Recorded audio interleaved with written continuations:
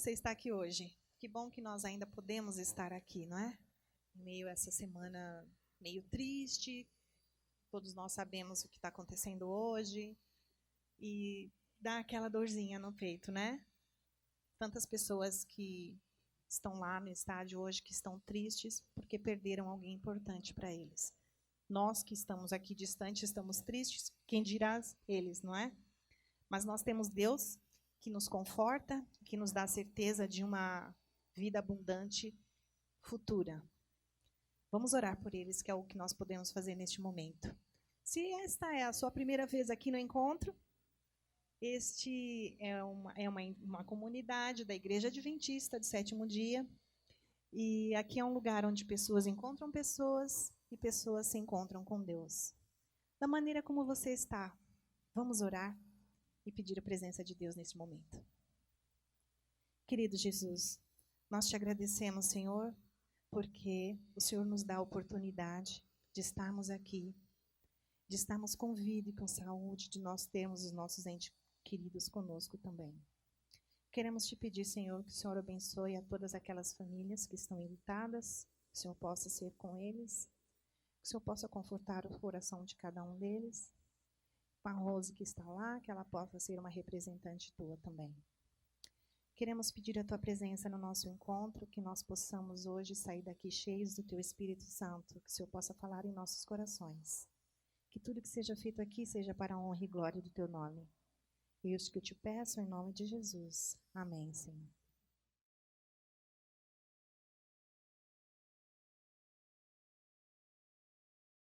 Boa tarde, pessoal. Passaram bem essa semana? Que bom. Bom revê-los. Você está aqui vindo pela primeira vez. Eu sei que você recebeu aí na entrada um guia de mensagem. É uma forma de você acompanhar aquilo que a gente vai falar aqui de forma interativa. Você vai lendo, preenchendo e quando acabar você tem um resumo para levar para casa, tá bom? Para recapitular, para rever, para conversar com alguém sobre o assunto aqui. E o assunto que a gente tem para tratar hoje é o papel das regras, né? O papel das regras no contexto de religião. Já parou para pensar que toda religião tem regras? Toda religião tem regras. E qual é o papel delas, né? Às vezes a gente, seja honesto, né? A gente acaba, às vezes, se rebelando contra regras, né? A gente não gosta muito de ser submetido a regras, estar sujeito a regras, estar sob o domínio de regras, né? E principalmente quando não é a gente que faz regra, né? E infelizmente nenhuma religião do mundo é a gente que fez as regras, né? As regras estão lá. E às vezes a gente se incomoda com isso, né? Às vezes a gente deixa de pertencer a uma igreja por conta das regras, né? As regras estão me sufocando, eu vou sair. Ou então você se interessa por uma igreja, mas olha, lá é tudo cheio de regra, eu não quero me comprometer com aquele povo lá, porque lá tem regras, eu não gosto, eu sou espírito livre, né? Já ouviram isso, né? É engraçado que se a gente for para o islamismo, existem os 5 pilares do islamismo, no judaísmo e no cristianismo tem os 10 mandamentos, tem o Sermão do Monte, os budistas têm os seus princípios, né? Todos possuem regras, e como não somos nós que fazemos as regras, geralmente a gente se rebela contra elas. Eu cresci numa religião cristã, então eu vou falar um pouquinho do cristianismo, não vou falar dessas outras religiões do mundo aí, como budismo, islamismo e tudo mais. Então eu posso brincar um pouquinho com o cristianismo, porque é a minha praia, e eu acho que é da maioria de vocês aqui também, né? O cristianismo é muito estranho, né? Porque o cristianismo ele é basicamente dividido em 2 grandes vertentes: o catolicismo e o protestantismo. Dentro do protestantismo, existe uma infinidade de denominações religiosas e cada um com as suas regras, né? E, aliás, a gente se conhece até pelas regras, né? Vê se você não é mais ou menos assim ou se não viveu essa situação. A gente acaba se identificando, né? A primeira coisa que as pessoas lembram é das regras, né? Eu sou adventista, você conhece? Eu também queria virar adventista para não poder trabalhar no sábado. Já ouviu isso? Ah, mas que religião você é? Ah, eu sou, e eu vou estar chutando aqui, tá? Eu sou testemunho de Jeová, aqueles que não doam sangue, né? Vocês têm uma regra aí que não doam sangue, não comemoram aniversário, Assembleia de Deus.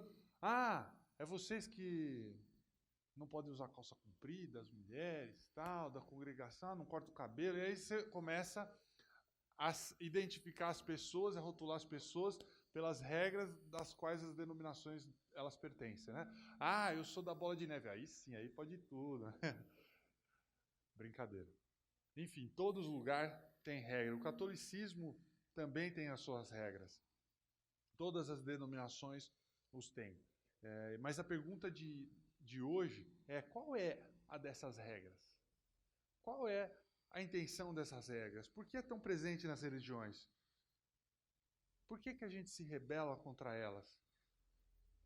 Muito provavelmente, como eu disse, foram as regras que te fizeram abandonar a sua fé de infância. Não foi? Eventualmente, se você tem uma história, você na igreja se afastou e hoje voltou, provavelmente foi o conjunto de regras que foi imposto a você que te fez afastar.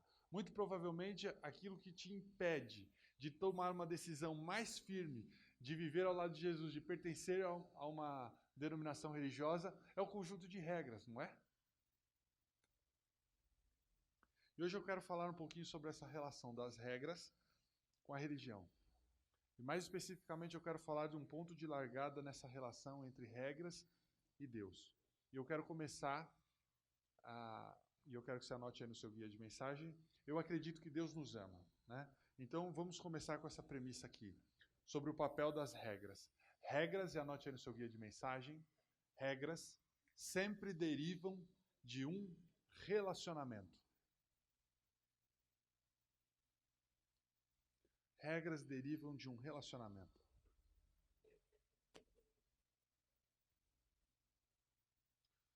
Anotou? Tá bom. No cristianismo, sempre que existem regras, há um relacionamento também. No mundo secular ou na religião, sempre que você está sujeito a regras, tem um relacionamento por trás. Automaticamente você acaba inserindo uma forma de relacionamento. Para explicar mais ou menos isso, eu criei duas categorias de regras. Por favor, se você é formado em ciências jurídicas, esses modelos de regra que eu criei só são para explicar, tá? Elas não são técnicas, tá bom? Então eu queria dar dois modelos de regra que a gente está habituado a enfrentar. Está aí na tela também? É o modelo familiar de regras, eu chamei isso como exemplo criativo de regras. Então existe um modelo familiar de regras e o modelo de clube. E eu vou explicar mais ou menos como é isso. O modelo familiar é quando você nasce numa família, faz parte dessa família e os pais começam a fazer regras. Os pais não fizeram as regras para os filhos pertencerem à família. Primeiro os filhos nasceram, começam a crescer e aí os pais começam a ditar regras. A regra para quando os filhos são crianças, quando crescem um pouquinho, quando entram, são juvenis, adolescentes, enfim. Há regras dentro da família, mas primeiro veio o relacionamento. Primeiro os filhos nasceram, primeiro os pais amam os filhos e depois vêm as regras. Ok? Tudo bem até aí? Modelo familiar de regras, entenderam? Por exemplo, lá em casa sempre tinha umas regras. E obviamente ninguém quer estar sujeito a regras. E aí vinha lá minha mãe. Quando você não for maior de idade, você vai ter que obedecer as regras e vai ser assim, tal. Não gostava muito, mas ficava lá contando os dias para fazer 18 anos, né? Ah, chegou, 18 anos, agora posso tudo. Enquanto você não pagar suas contas, não for independente, bababá, você está sujeito a regras. Aí você arruma um emprego melhor, está pagando as contas, paga a sua faculdade. Enquanto você morar nesse teto, papapá, a gente sempre está sujeito a regras. Ok. A questão que eu quero que fique bem claro para vocês é que você tinha regras não para se tornar parte da família, mas porque você já era parte da família. As regras não fizeram você tornar parte da família, porque você já era um membro antes dela. E se você está se rebelando contra as regras que existem na sua casa, aí saiba que todos os pais estabelecem regras para os seus filhos e isso é normal, tá bom? Segundo modelo, está aí na tela, é o modelo de clube, né? É o modelo clube. Nesse modelo, você concorda em obedecer algumas regras para poder fazer parte do relacionamento. Você só vai ter o relacionamento se você se comprometer com as regras. Se você concordar, você está dentro. Se você descobrir as suas regras, você está fora. Já foram fazer matrícula num clube? Primeira coisa lá, você recebe o manual lá, as regras, você lê, ó, não pode isso, não pode aquilo, exame médico, não posso trazer parente para usar piscina, papapá. Ok, eu concordo. Aí você se submete a essas regras, agora você pode entrar no clube e se relacionar com a gente. Isso também acontece no âmbito trabalhista, por exemplo. Você faz a entrevista, o chefe te fala assim, ó, isso aqui é o que a gente faz, que espera que você faça, esse é o salário que a gente vai te pagar, você concorda? Aí falou, concordo. Aí você faz parte, aí você começa a trabalhar, aí você se relaciona com aquela empresa. Entenderam? Eu também tenho uma história sobre modelo clube. Quando eu estava na 4ª série, a minha sala era bem dividida. Tinha a galera do fundão e tinha os nerds, mas a gente não chamava eles de nerds, mas era aquela galerinha que sentava na frente, que prestava mais atenção, o caderno lá tinha o enunciado com um lápis de cor, depois a resposta com outro lápis. Sabe aquele povo que era dedicado? Assim? Eu já era mais da turma do fundão, apesar de sempre tirar boas notas. E eu gostava mais da bagunça. Na hora do recreio eu me sujava de terra para ficar jogando bolinha de gude e tudo mais. Só que eu comecei a gostar de uma menina que fazia parte do outro clube, que na hora do intervalo ficava jogando vôlei com os meninos lá e tal. Eu falei, e agora? Né? Também é que 4ª série era 10 anos, eu gostava daquele jeito também, né? Mas enfim, aí falei, quer saber, amanhã eu vou ficar no recreio junto com o pessoal lá na rodinha do vôlei. Não sabia eu que não era assim, tipo, chegando, né? Não, não é assim. A gente tem uma prova uma vez por semana. Se você quiser fazer parte do clube, na semana que vem a gente faz uma prova com você. Eu tive que esperar um tempo. Aí os meninos que eram chefes daquela turma se reuniram, começaram a fazer perguntas para mim de diversas. E como eles viram que eu sabia, eu falei, agora sim você pode fazer. Então, assim, ó, tinha umas regras lá que eu não lembro o que era, mas provavelmente era não roubar o lanche deles, alguma coisa assim. Era um por todos, todos por um, para ninguém apanhar dos maiores e tal. Mas, enfim, me submeti às regras e comecei a fazer parte do clube. Entenderam? A diferença entre modelo familiar e modelo clube? Ah, vocês querem saber o que aconteceu com a menina, né? Logo depois daquilo, meu pai foi transferido, eu mudei de cidade, nunca mais vi a menina e nem Facebook ela tem.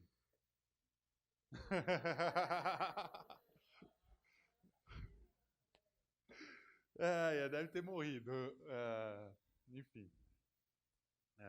Mas o interessante é que no modelo de cima, como eu falei, as regras elas surgem depois do relacionamento. No modelo de baixo, primeiro você aceita as regras e daí o relacionamento começa, né?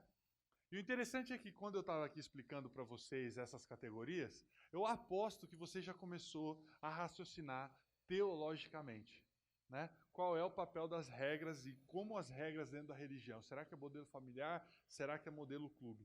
E alguns começaram a reagir também emocionalmente, porque essa questão de regras pode ter mexido com você em algum momento da sua vida, né? Porque quando a gente pensa sobre Deus, sobre o nosso relacionamento com Ele, sempre há um componente emocional envolvido.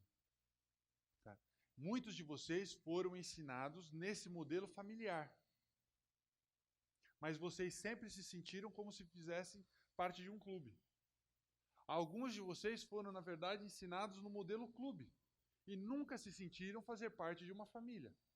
Por mais que dissesse bem-vindo à família, tal, você nunca se sentiu parte de uma. Então, independentemente da religião, você vai passar ou já passou por dúvida um dia. Como o meu comportamento se relaciona com Deus? que Deus espera de mim? Como eu sei se eu estou dentro, se eu estou fora, se eu faço parte da família, se eu faço parte do clube? Como é que eu faço para saber? Então, para ajudar toda essa dinâmica, eu quero voltar no tempo a um dos mais antigos conjuntos de regras já estabelecidos. Talvez ele não é o mais antigo, mas com certeza ele é o mais bem documentado, porque esse conjunto de regras faz parte da literatura judaica, da literatura cristã e da literatura muçulmana. É muito famoso, está aí na tela, são os 10 mandamentos. Com certeza você já ouviu falar sobre eles, foram escritos aí quase 1500 anos antes de Cristo. Cristãos, judeus e muçulmanos, eles acreditam que as leis que estão lá nos 10 mandamentos foram dadas por Deus a Moisés. Tá? E se você quiser aí, de repente, fazer uma discussão com amigos e tal, não apenas citar um ou outro mandamento que você lembra de cor, não cobiçarás, não matarás, tal, e de repente você quiser ter um estudo mais específico, saiba que os 10 mandamentos estão numa parte da Bíblia, um livro chamado Êxodo, no capítulo 20. Tá? Onde estão os 10 mandamentos? Êxodo, capítulo 20. Beleza, isso aí mesmo. Tá. Antes de ler a passagem, eu quero contextualizar para vocês. Há algumas semanas atrás, há 5 sábados atrás, se você estava aqui, eu falei um pouquinho sobre a figura de Abraão. Uma mensagem recente que eu fiz aqui. Abraão, ele é uma figura muito importante para 3 das maiores religiões monoteístas do mundo, né, do planeta. E aqui vai o contexto histórico. Deus prometeu para Abraão que ele se tornaria uma nação. O problema era que Abraão já era velho e não tinha nenhum filho. E aí a sua esposa, Sara, disse: Abraão, eu não posso ter filho, mas a minha serva pode. E aí vocês sabem o que aconteceu. Nasceu Ismael. Mas depois de um tempo, Sara engravida e dá à luz ao seu filho Isaque. E Abraão acaba, até aquele momento, tendo 2 filhos. Depois Abraão ainda teve mais filhos, mas os 2 primeiros, Ismael e Isaque. E essa parte é interessante, porque no islamismo, Ismael é considerado o filho abençoado. E no judaísmo, Isaque é considerado o filho abençoado. É nesse ponto que essas 2 religiões se separam.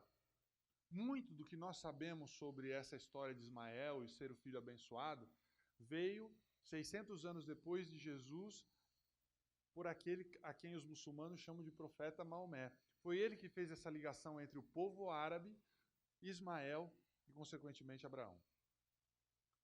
Mas vamos nos ater à figura de Isaque, que a gente, como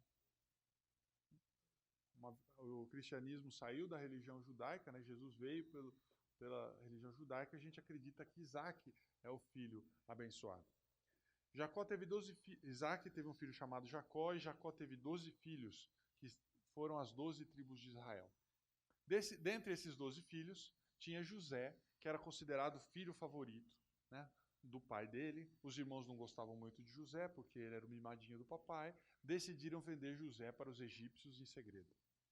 Numa sequência doida de fatos, fascinante, José acaba se tornando o primeiro ministro da nação mais poderosa da época, os egípcios. Né?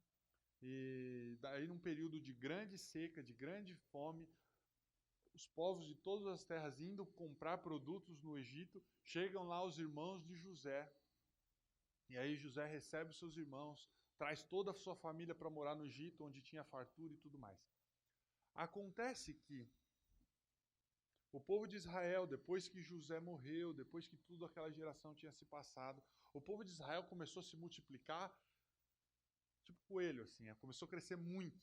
Né? Enquanto os egípcios cresciam numa taxa, os judeus cresciam numa taxa, tinha uma taxa de natalidade muito maior. E aí o povo egípcio começou a ficar preocupado. Se a gente não fizer nada, daqui a pouco eles são maioria, eles tomam tudo nosso. E aí foi que Faraó escravizou o povo judeu. Né? Escravizou o povo judeu. E por 400 anos, essa família, que havia se tornado uma nação, descendente de Abraão, se tornou uma nação escravizada. Então, por muitas gerações e gerações, imagine 400 anos, essa nação só conhecia a escravidão.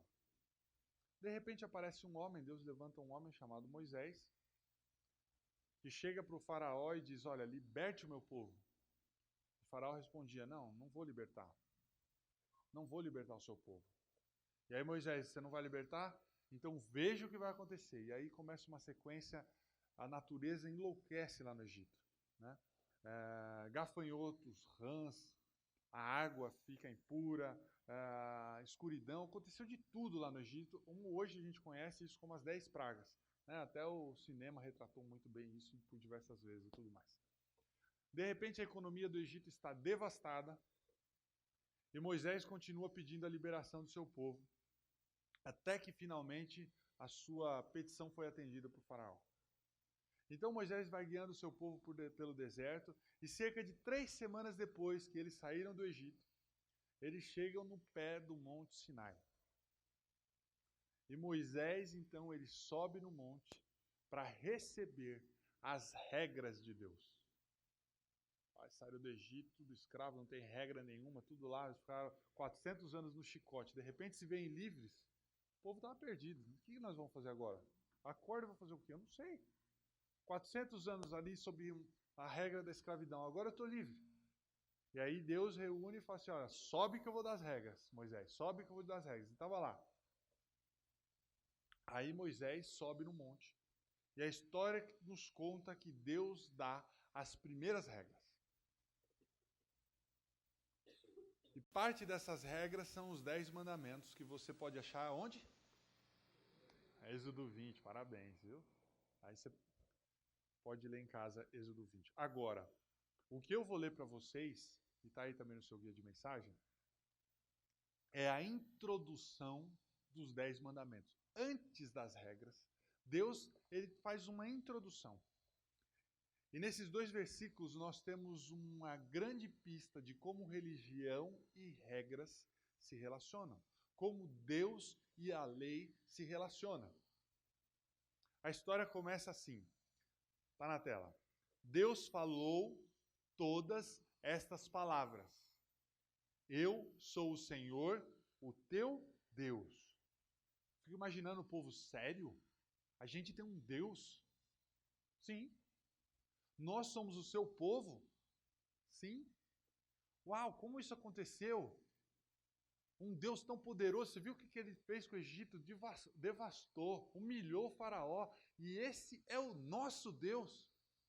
Imaginando a felicidade daquele povo, porque estava liberto, perdido, sem rumo. Aí Deus chegou e falou assim, olha, eu sou o Deus de vocês. Mas como isso aconteceu? A gente não fez nada. De repente apareceu, e Deus é o nosso povo. Quando a gente estava mais sofrendo, no momento de pior sofrimento, Deus aparece e nos livra. É sério isso? É sério. E aí Deus continuou. Eu sou o Senhor teu Deus, que te tirou do Egito, da terra da escravidão. Isso é importante. Deus está falando assim, olha, eu sou o Deus de vocês.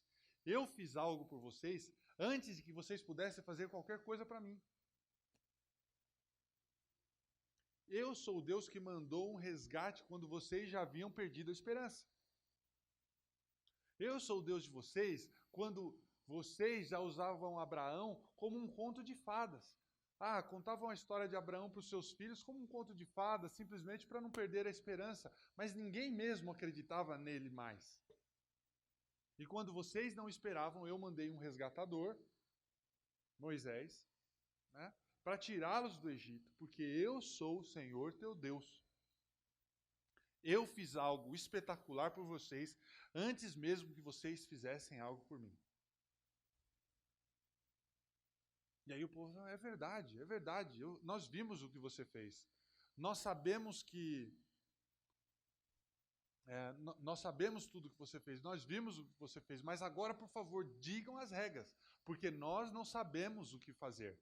Diga as regras, você é o nosso Deus, diga as regras, nós não temos regras.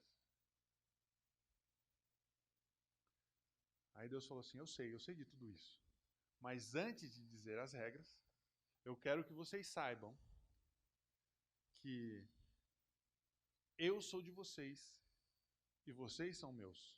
Vamos deixar bem isso claro. A gente tem um relacionamento antes de eu dizer as regras. Eu quero deixar claro que a gente já tem um relacionamento antes de eu falar as regras. Está bem claro isso? Eu sou o Deus de vocês e vocês são meus. Tudo certo? A gente tem um relacionamento? Tem um relacionamento. Posso começar a dizer as regras? Mas antes também de ler a primeira regra que Deus deu, eu quero voltar também um pouquinho antes. Um pouquinho antes para contar o que aconteceu no Egito. Depois de todas essas pragas, que você pode ler lá no livro de Êxodo, Deus, através de Moisés, ele fala ao povo judeu uma coisa muito interessante. Uma coisa que Deus queria que o povo todo fizesse. Isso antes mesmo das leis, dos 10 mandamentos. Moisés disse ao povo, ainda lá no Egito, ainda quando eles eram escravos, falou assim, olha, Deus quer que vocês confiem nele. A mensagem de Deus é essa, confie em mim. Confie em mim. E hoje à noite eu quero que vocês matem um cordeiro. Essa era a mensagem de Deus. O que era normal na época, matar um cordeiro. Era uma parte da alimentação deles. E aí Deus falou assim, olha, tenham uma boa refeição, mas eu quero que vocês peguem, reservem um pouco do sangue desse cordeiro e ponham na porta de vocês. Passem o sangue na porta de vocês. Confiem em mim. Meu povo, mas por quê? Não vai adiantar passar? Deus falou, eu quero que vocês desenvolvam confiança em mim. Que diferença isso vai fazer? Confie em mim.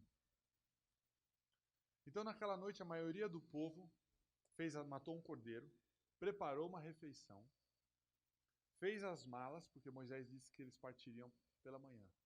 Sério? 400 anos escravizados e nós vamos sair amanhã?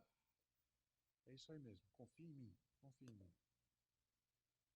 E naquela noite, o anjo da morte, como a Bíblia fala, passou por cima de todo o Egito, matando todos os primogênitos, assim que a Bíblia fala. Mas o anjo pulou toda a casa que havia a marca de sangue.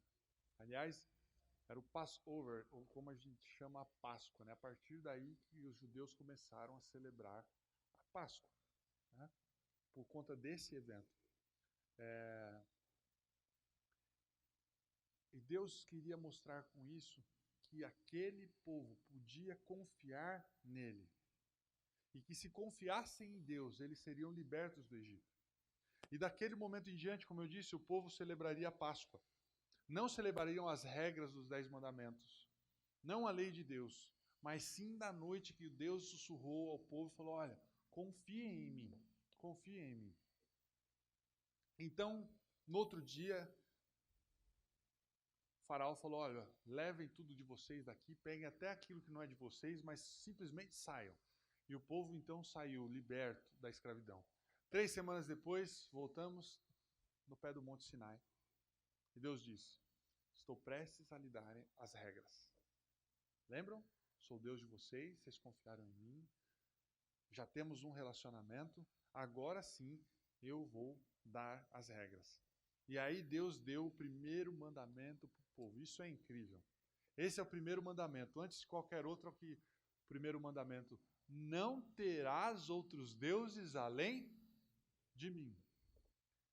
Já parou para pensar? Qual foi a reação do povo quando recebeu esse mandamento? Quem arrisca um palpite? Qual foi a reação do povo quando recebeu? Espanto. Eu já acho que o povo fez assim, duh! Você acha que a gente vai querer ter outro Deus? É óbvio que é óbvio que você é o nosso Deus. Você tirou a gente do Egito, você deu esperança para os nossos filhos, você nos libertou. Você acha que a gente vai querer ter outro Deus? É lógico, você é o nosso Deus, não poderia ser outro, a gente nunca vai ter outro Deus. É em você que a gente confiou. Então, parte para os próximos mandamentos, que esse aí já é fichinha. Isso nos dá uma confirmação, e eu quero que você anote aí no seu guia de mensagem, porque os 10 mandamentos, eles foram uma confirmação e não uma condição do relacionamento de Israel com Deus.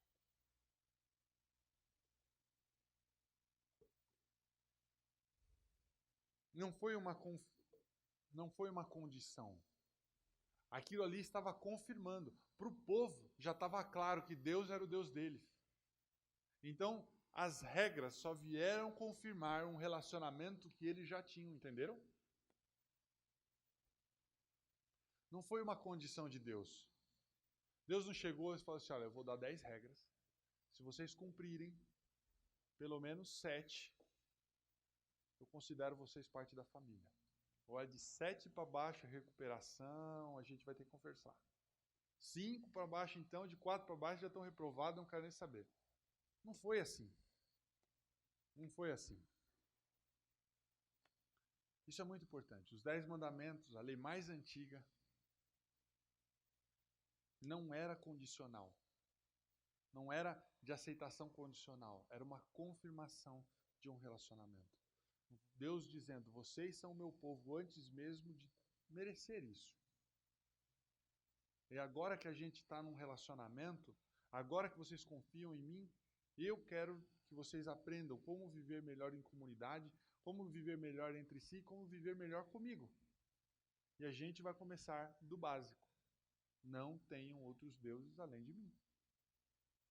Eu quero que vocês confiem sempre em mim.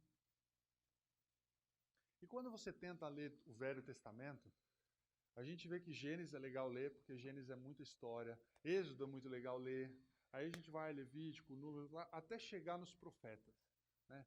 Isaías, Jeremias, Ezequiel. E esses profetas escreveram coisas maravilhosas que a gente coloca, inclusive, nas nossas músicas de louvor aqui, trechos do que esses profetas escreveram. Mas uma parte daquilo que eles escreveram parece assim, nossa, que homens raivosos. Então parece que eles estavam sempre brigando com o povo, né? Sempre advertindo o povo. E eles Deus falando através dos profetas, e os profetas advertindo o povo, e era mais ou menos assim, Deus falando, olha, 1, 2, 3, está de castigo. Está de castigo. E era assim, era Deus colocando o povo de Israel de castigo para ver se o povo voltava a ter relacionamento com ele e a obedecer às regras. Uma vez Deus deixou o povo de Israel 70 anos de castigo preso na Babilônia, até que toda uma geração morresse, para que Deus então acabasse com o castigo. Mas os profetas, se você ler todos esses profetas que eu disse, são a confirmação de que Deus é como um bom pai. Um bom pai. A história de Israel é Deus dizendo, não é o modelo clube, é o modelo família que conta. Nós podemos resumir assim, anote no seu guia de mensagem. Para Deus, relacionamento precede as regras. Primeiro vem o relacionamento, depois as regras. Deus opta pelo modelo familiar de regras e não pelo modelo de clube. Foi assim com a nação de Israel.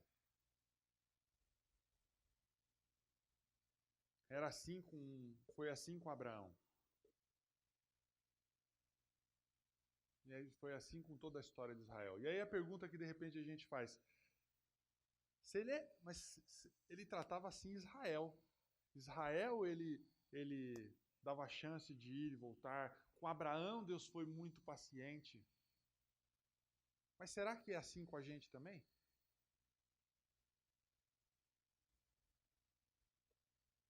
Se o modelo de Israel foi o modelo, será que se a gente pode andar para a esquerda, andar para a direita, Deus vai continuar buscando a gente, a nos disciplinar, tentando fazer com que a gente volte para o caminho certo? Ou será que Deus talvez tenha os seus favoritos? Essa pergunta que eu deixei aí. Mas e se Deus gosta de escolher os seus favoritos? Até coloquei uma pergunta no seu guia de mensagem aí, que eu acho que vocês discutiram, né? Será que Deus ama mais aqueles que obedecem às suas regras?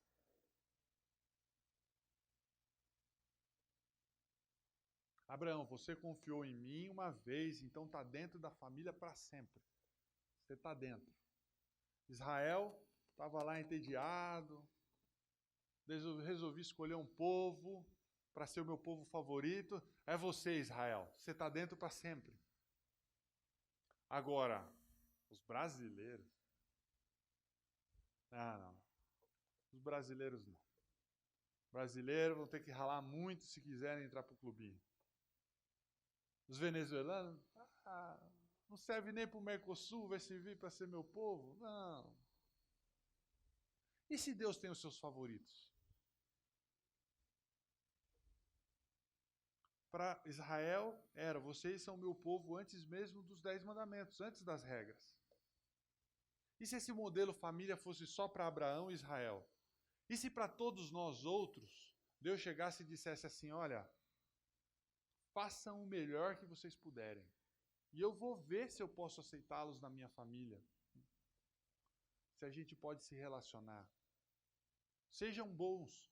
E eu vou dizer a vocês, se vocês foram bons o suficiente. Podem aí usar os 10 mandamentos, podem usar o Sermão do Monte, podem fazer qualquer coisa.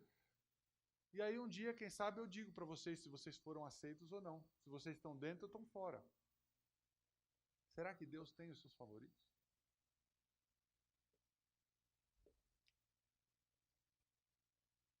Vocês lembram da promessa feita a Abraão? Eu quero ler com vocês, está no seu guia, mas está na tela também.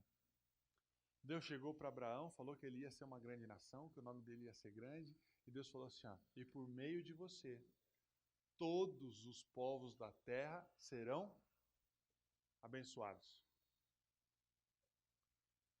Deus não estava dizendo para Abraão que todos os descendentes deles, que seriam uma grande nação, seriam abençoados.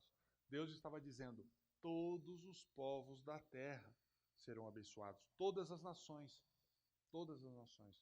E mais tarde, o profeta Isaías, falando para o povo de Israel, também está no seu guia e está na tela.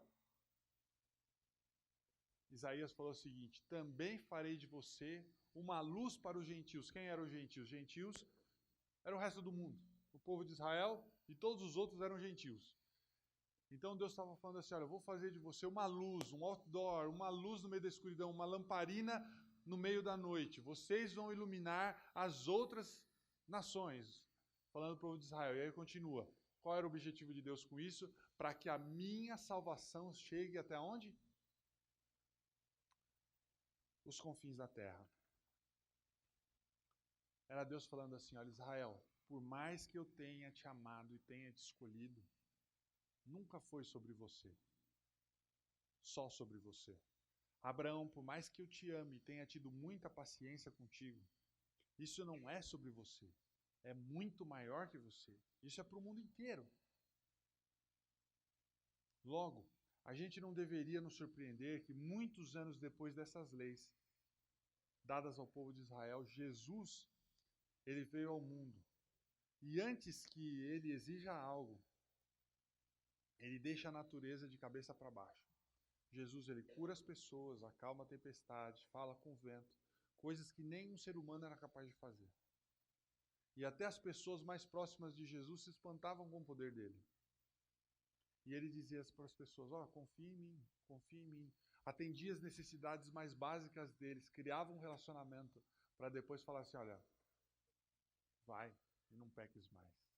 Para depois lembrar ela das regras que confirmavam o relacionamento que ele tinha tido com essas pessoas. Porque a promessa que Deus cumpriu em Abraão, a promessa que Deus cumpriu através do povo de Israel, é uma promessa feita a todos os seres humanos. Deus estendeu essa mensagem de que Ele é o nosso Deus e nós somos dele para todo mundo através do Senhor Jesus Cristo. João, que era o apóstolo mais próximo de Jesus, tanto que quando Jesus estava morrendo, virou para João e falou assim, João, tá vendo aquela mulher ali? É minha mãe. Agora ela é sua mãe. Cuida dela para mim. E João era essa pessoa que viveu mais perto de Jesus. E quando ele estava escrevendo sobre os momentos em que ele passou junto de Jesus, quando ele estava lembrando todo o ministério que ele acompanhou, o ministério de Jesus, ele escreveu uma coisa o seguinte. Está lá em João 1, verso 12. Contudo, aos que o receberam, ele estava falando de Jesus, e aos que creram em seu nome, deu-lhes o direito de se tornarem o quê? Membros do clube? Membros de uma associação de moradores? Membro do sindicato? Não. deu-lhes o direito de se tornarem filhos de Deus. É o modelo familiar que conta. Assim como Deus começou uma nação através de Abraão, assim como Deus adotou a nação de Israel, o convite para se tornar parte da família de Deus foi estendido para todos. O que significa e conta o modelo família. Primeiro, o relacionamento. Depois, as regras. E se você está feliz com esse relacionamento, as regras nada mais são do que uma evidência desse relacionamento. Anote isso no seu guia de mensagem e a gente vai terminando por aqui. A obediência às regras é a evidência do nosso relacionamento com Deus.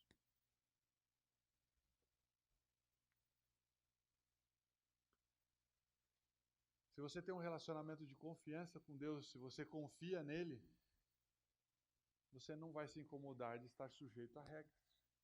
Porque isso nada mais é do que a evidência de um relacionamento que você tem com ele. Tudo que Deus pede é que